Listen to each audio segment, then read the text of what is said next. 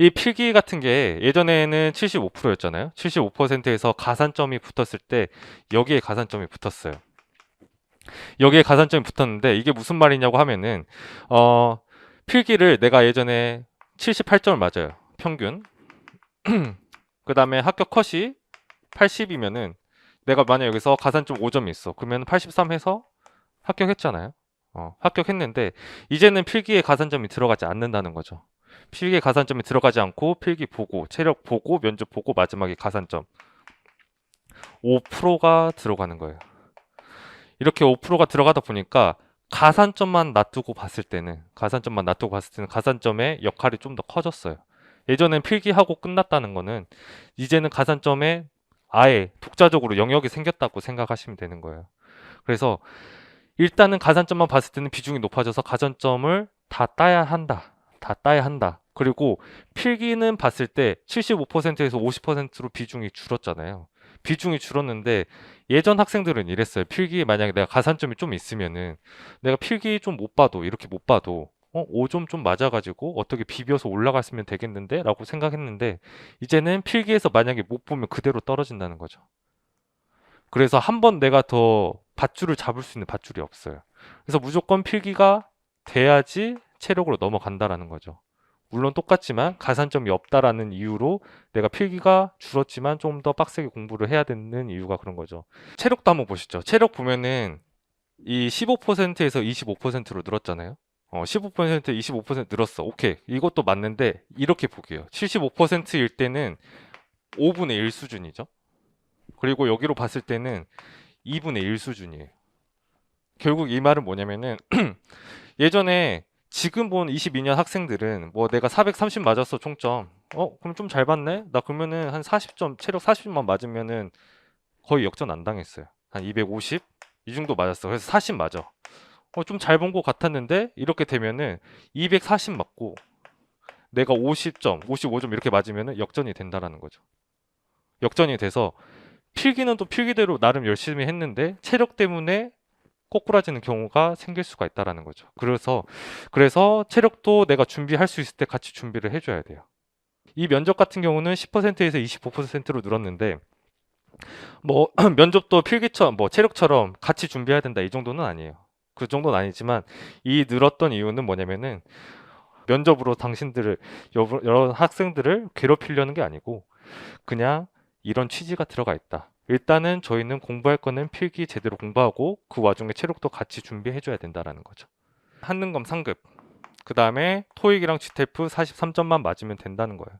한국사 영어 더 이상 이제 시험 끝날 때까지 공부 안 해도 되고 딱 한 번만 따서 보면 된다는 거죠. 그래서 한능검 상급 같은 경우는 뭐 한능검 상급 시험이 따로 있는 게 아니라 한능검 심화라는 시험을 보면은 점수가 60점, 70점 사이만 맞으면은 상급이 되고 그 후에는 2급, 그 다음에 1급 이렇게 나가는 거죠. 그래서 더 따도 가산점 따로 없어요. 그래서 그냥 저희는 딱 상급만 맞으면 돼요. 그러면 시험 볼 수 있는 자격이 생기는 거고 그 다음에 이 GTF 같은 경우는 GTF 같은 경우는 43점을 맞아야 되는데 저희는 5점 더 해서 48점을 맞을 거예요. 그 이유는 뒤에 가서 좀 설명을 드리겠습니다. 그 다음에 경채이신 분들은 국어, 영어, 개론, 그 다음에 국어, 개론, 법규를 예전에 봤었다면은 이제는 소방학 개론을 공통으로 해가지고 각 직렬에 맞는, 각 전공에 맞는 과목을 공부하신다라고 생각하시면 되겠습니다. 맥스는 5%입니다.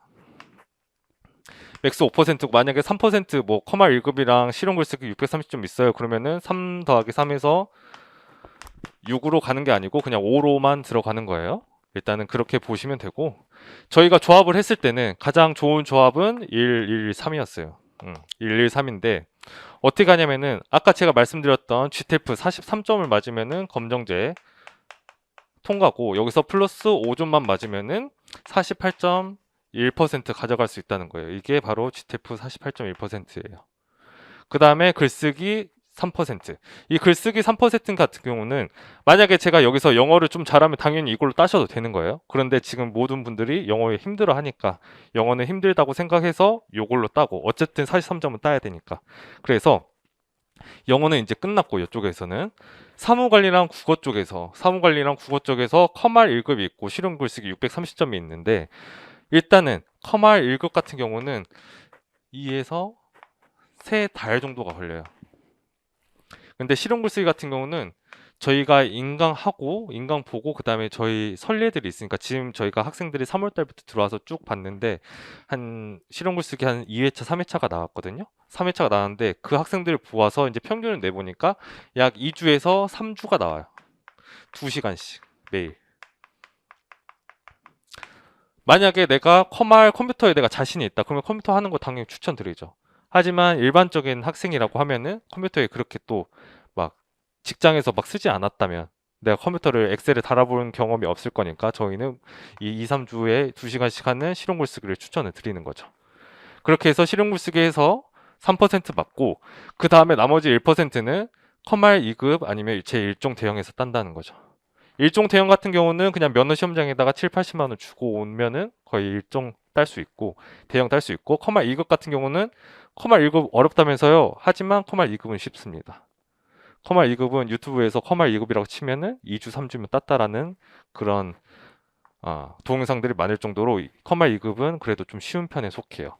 그래서 이 둘 중에는 본인이 택일 해가지고 따면 되겠다라고 생각하시면 되겠습니다.